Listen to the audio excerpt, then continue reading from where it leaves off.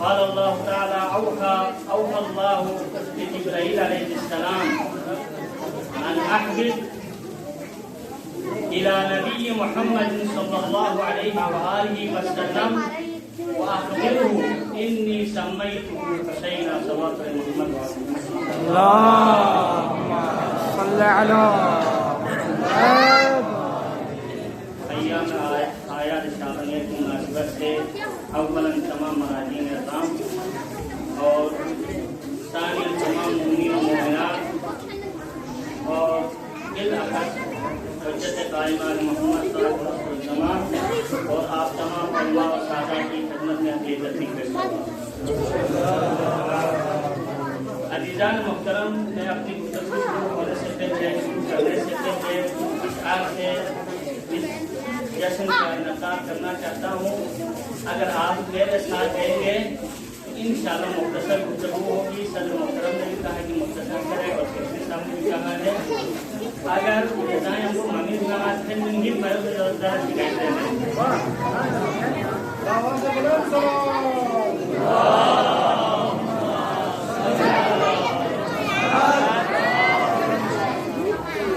یہ فکر زیر سائے تطہیر ہے حسین، یہ فکر زیر سائے تطہیر ہے حسین، آنکھوں کے سامنے تیری تصویر ہے حسین۔ کیونکہ یہ ایام جو ہے تکبیر و تحمید اور حمد خدا کا جو ہے ایک ذکر ہے، اس میں جتنا آپ سبحان اللہ کہیں گے، ماشاء اللہ کہیں گے، وہ عبادت میں سبحان اللہ ماشاء اللہ۔ ہجرت میں بے گری کا کوئی ڈر نہیں مجھے، ہجرت میں بے گری کا کوئی ڈر نہیں مجھے، جاگیردار ہوں میری جاگیر ہے حسین۔ سبحان اللہ۔ تو نے تو بار بار بلایا ہے کربلا، تو نے تو بار بار بلایا ہے کربلا، میں خود نہ آ سکا میری تقصیر ہے حسین۔ ہوتا ہے نیند میں ہمیں دیدار کربلا،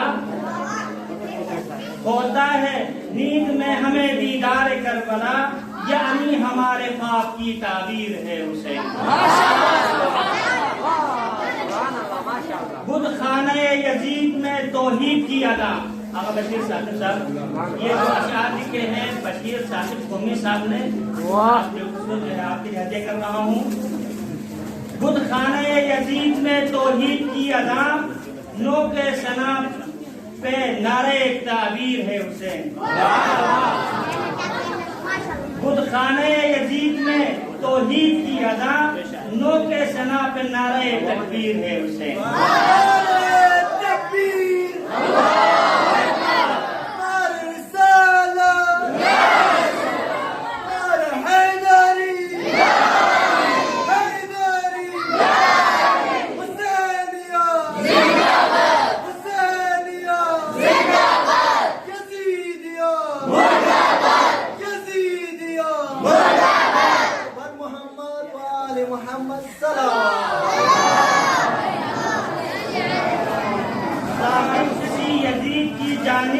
نہ جائے گا تاکہ کسی یزید کی جانب نہ جائے گا، پیروں میں تیرے عشق کی زنجیر ہے حسین۔ عزیزان محترم، ماہ ہے شعبان المعظم ہے، زیادہ وضاحت نہیں کروں گا، بس کچھ وہ مناظر آپ کی خدمت میں پیش کرتا ہوں جو اللہ تعالیٰ نے فرشتوں اور جنتوں کا جو منظر کیا ہے ولادت امام حسین علیہ السلام نے، وہ کچھ مناظر اپنے الفاظ میں بیان کرنے کی کوشش کروں گا۔ محمد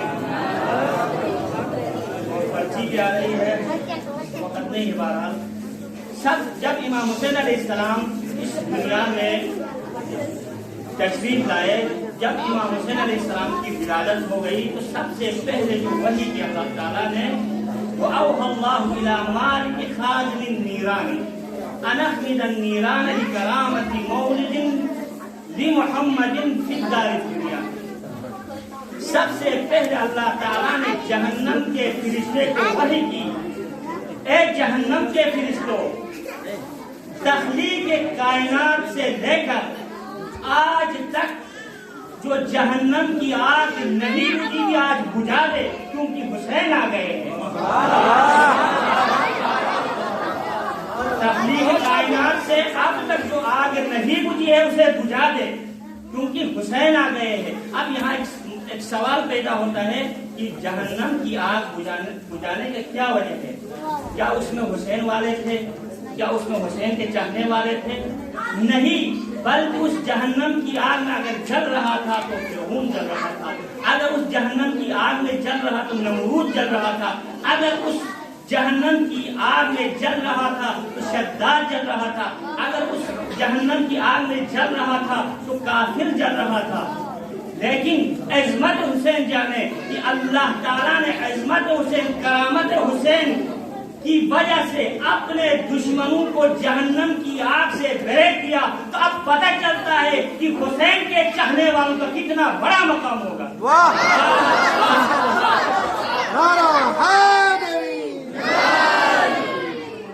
اس کے بعد اللہ تعالیٰ نے جو دوسری وحی کی احمد حسین کے لیے کہ وہ وَأَوْحَى اللَّهُ إِلَى خَازِنِ الْجَنَانِ أَنْ زَخْرَفِ الْجَنَانِ لِكَرَامَةِ مَوْلُودٍ وُلِدَ لِمُحَمَّدٍ صلی اللہ علیہ وآلہ وسلم فی الدار الدنیا۔ اللہ تعالیٰ نے وحی کی جنت کے فرشتے کو، رضوان جنت کو وحی کی، ایک جنت کے فرشتوں آج جنت سجا دو، آج جنت میں چراغاں کر دو، آج جنت میں خوشبو کر دو، کیونکہ حسین آ رہے ہیں۔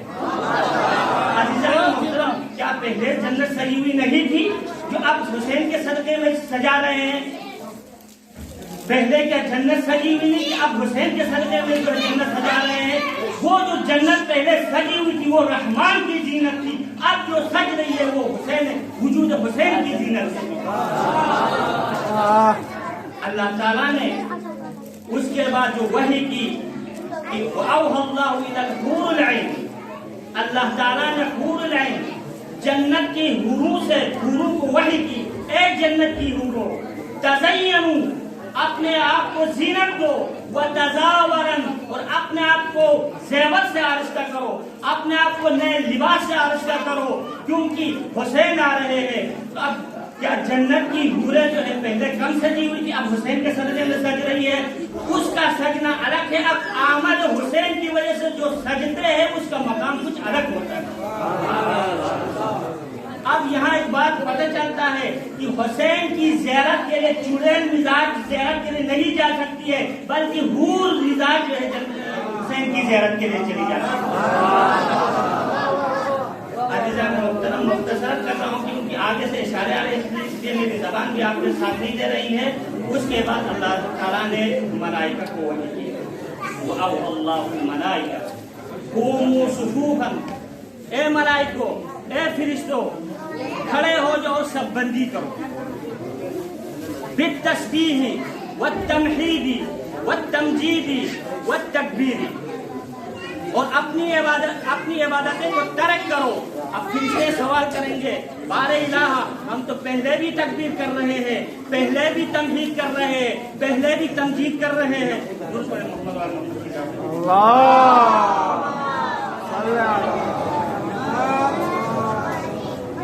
یہ وہ مناظر ہے جو اللہ تعالیٰ نے امام حسین کی ولادت کی گھڑی میں وحی کی۔ تو ملائکہ کے لیے وحی کی، اے ملائکو قوموا صفوفاً، کھڑے ہو جاؤ اور سب بندی کرو۔ اب سب بندی جو ہے ظاہراً دنیا میں کہاں ہوتی ہے؟ دو جگہوں میں سب بندی ہوتی ہے۔ ایک جگہ وہ ہے جب نماز جماعت قائم ہوتی ہے تو سب بندی ہوتی ہے، دوسری جگہ ہے پریڈ، جہاں فوجی پریڈ ہوتا ہے وہاں سب بندی ہوتی ہے۔ لیکن ظاہراً اور حقیقتاً دو ہی جگہوں میں جو ہے سب بندی ہوتی ہے۔ ایک حسین کے رب کی عبادت کے لیے سب بندی ہوتی ہے، دوسرے حسین نے جس حسین کو خلق کیا اس کی سلامی کے لیے سب بندی ہوتی ہے۔ اور پہلی وحی جو کی وہ جہنم کے ملک کے لیے وحی کی، دوسری جو وحی کی وہ جنت کے رضوان بہشت کے لیے وحی کی، تیسری جو وحی کی وہ ملائکہ کے لیے وحی کی، اب جو چوتھی وحی آ رہی ہے وہ جبرائیل علیہ السلام کے لیے وحی آ رہی ہے۔ درود پڑھیں محمد وعلی محمد کی جناب۔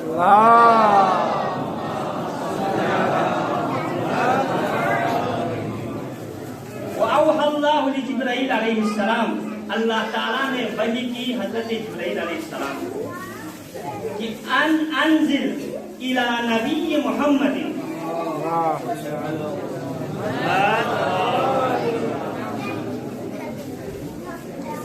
وَأَوْحَى اللَّهُ جبرائیل علیہ السلام ان احبب الی نبی محمد مع الف ملائکہ، مع الف قبیل من الملائکہ وَكُلُّ قَبِيلٍ أَلْفُ مَلَائِكَةٍ۔ آپ عربیدان نے سمجھ گئے کہ اس کا منظر کیسا ہے۔ اللہ تعالیٰ نے جبرائیل کو وحی کی، اب تم نے جانا ہے محمد کے پاس جانا ہے، اور کیسے جانا ہے؟ 1000 قبیلے فرشتے کو اٹھانا ہے، اور اس 1000 قبیلے میں ایک ایک کے ساتھ 1000 ملائک ہوں گے، اس ایک قبیلے کے ساتھ 1000 ملائک ہوں گے۔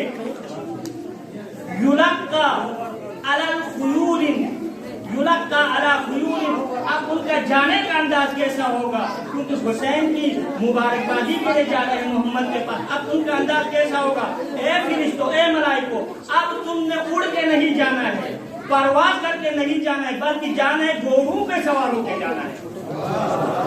گویا کہ اللہ چاہتا ہے یہاں پہ گھوڑے کی ملائکے کے ساتھ ہے کہ یہ بتلانا چاہتا ہے کہ گھوڑے کی نسبت حسین کے ساتھ ہے۔ اب اس سے پتہ چلتا ہے براق اور ذوالجناح کی تعریف کہاں سے چلی آئی۔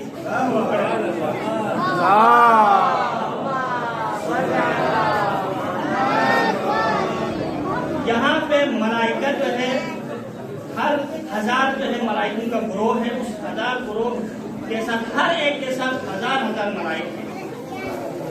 اب ان کا جانے کا انداز کیا ہے؟ گھوڑوں میں سوار ہو کے جائیں گے۔ اب اللہ تعالیٰ بتا رہا ہے کہ اب ان گھوڑوں کی حالت کیسی ہوگی، ان کی کیفیت کیسی ہوگی، تو اللہ تعالیٰ وہی کرتا ہے، اے جبرائیل ان گھوڑوں کی وہ کیسے ہوں گے؟ یلقا مسرجن و ملجمن علیہا، ان گھوڑوں پہ زین ہوگی اور لجام ہوگا، اور کیسا ہوگا وہ بھی کس طرح کا ہوگا؟ قباب الدر، در سے سجا ہوا ہوگا ان کی زین، قباب الدر والیاقوت، در اور یاقوت سے سجا ہوگا اس کا دین، اور اس کے بعد کا منظر کیا ہے؟ معہم ملائکہ، اب یہ جتنی جو تعداد بتائی اس سے ہٹ کے اللہ تعالیٰ فرماتا ہے اس سے ہٹ کے کچھ ملائک ہوں گے، یقال لہم الروحانیون، جن کو روحانیون کے نام سے پکارا جائے گا۔ اب ان کی صفت کیسی ہے؟ ان کی صفت یہ کہ بِأَيْدِيهِمْ أَطْبَاقٌ مِّنَ النُّورِ، ان کے ہاتھ میں نور کا چراغ ہوگا، کیونکہ اللہ تعالیٰ نے بھیجنا کس کے پاس ہے؟ رسول اللہ کے گھر میں۔